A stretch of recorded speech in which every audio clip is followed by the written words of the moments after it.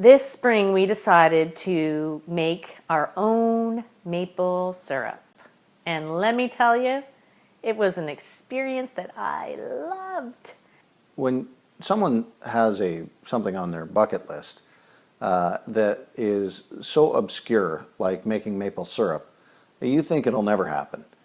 But strangely enough, we were able to make Shannon's wish come true and make maple syrup.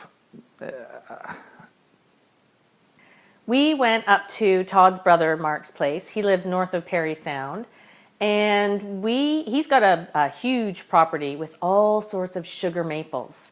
And so we got the experience of going around and collecting all the syrup, and that's where it ended. No, I'm kidding. That's about what we were allowed to do before my sister-in-law came home. It looked like a lot of work, and now I can confirm it was a lot of work. The boys and I and Todd went out to every single tree, collected all this sap from the trees, and then we put it into a giant steel bin over the fire, where we then waited for my sister-in-law Debbie to come home to make the very best fire. You can't start the fire because, there have to be experts. Experts start fires. Experts. I think people would be surprised to know or to see how much sap you start out with and how very little maple syrup you actually get. Is the effort worth making maple syrup?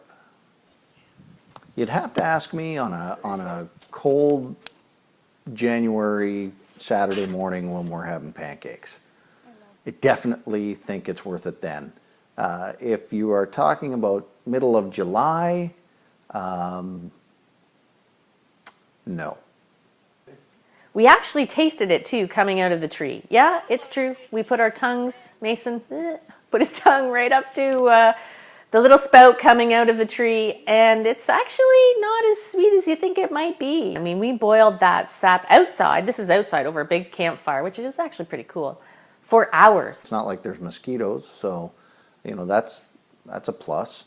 Then once we did that, we strained it through this kind of like cheeseclothy filter that was designed specifically for that. You put it over the big pail and you drain it.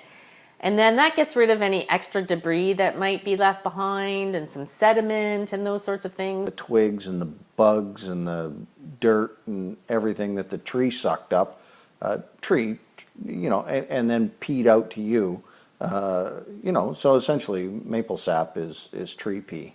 I was kind of a bystander, if you will, at that point, but I do know that we had to wait until the bubbles got to a certain point. It was almost like a little frothy bubble instead of a rolling bubble.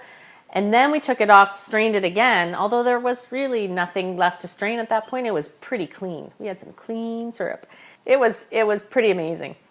And then you put it into jars that you have collected over a period of time so that you have enough jars to put maple syrup into.